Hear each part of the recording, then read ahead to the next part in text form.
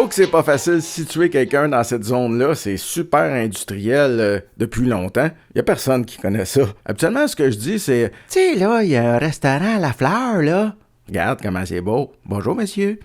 Tu sais, là, c'est à la rue Notre-Dame, pas loin de Dixon. Ah, ouais. Ben oui, là. Tu sais, là, il y a un pont ferroviaire assez épeurant sur Notre-Dame. Ah, ouais. Bon, maintenant, on va aller voir le ruisseau juste ici, en 1917. Yeah, go!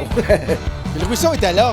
Le ruisseau était russe là, à peu près. Là. Aïe, aïe. Avouez que c'est pas mal impressionnant. Ben oui, c'est le ruisseau de la Grande Prairie, au Molson, qui inonde la rue Notre-Dame en 1917. En arrière, dans le raccoin, c'est la Canadian Steel Foundries. Hey, on va commencer à dire CSF. Ça va être moins long, OK? Dans le lointain là-bas, c'est la Montreal Locomotive Works. Aujourd'hui, ça serait dans ce secteur-là. Ben oui, je le sais, c'est pas le même angle, mais à cause de la palissade ici, là, on verrait rien, OK? Imaginez que c'est moi qui prends la photo, OK?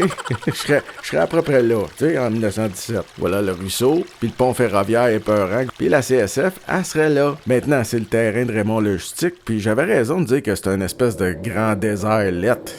J'ai une autre superbe photo d'inondation, mais cette fois en 1929. C'est encore la rue Notre-Dame, mais on s'en va vers le centre-ville. Le pont ferroviaire épeurant, il est là. Puis à l'endroit où se trouvent les enfants, c'est le ruisseau Molson ou de la Grande Prairie qui déborde dans la rue. Puis là, ici, on a la maison Allen Picard. Oh, attention. Bon, frac, qu'est-ce que tu fais là? Tasse-toi, maudit, là, t'es dans ma transition. Fait qu'aujourd'hui, ça aurait l'air de ça. La rue Notre-Dame, le pont ferroviaire. Puis la maison Allen Picard, elle serait à peu près là, au travers de Vaupac Terminal. Regardez ça, cette belle maison ancestrale construite en 1740, quand même. Ben, déjà en 1955, elle était pognée d'un réservoir de Vaupac. T'as peut-être pas Vaupac dans ce temps-là, mais peu importe si t'as lettre. Bon. Heureusement, la maison a été déménagée au coin des rues Belle-Rive et Mercier. En face de la place Belle-Rive, là, c'est un super beau spot, tant mieux. Qu'est-ce qu'elle a de spécial, cette maison-là? Ben, le 25 septembre 1775, c'est la Battle of Long Point. Je vais vous faire ça court, OK? C'est une gang d'Américains qui viennent envahir Montréal. C'est n'importe quoi. C'est Ethan Allen qui dirigeait les troupes. Héros de guerre de la Révolution américaine. Vérifiez, vous allez voir.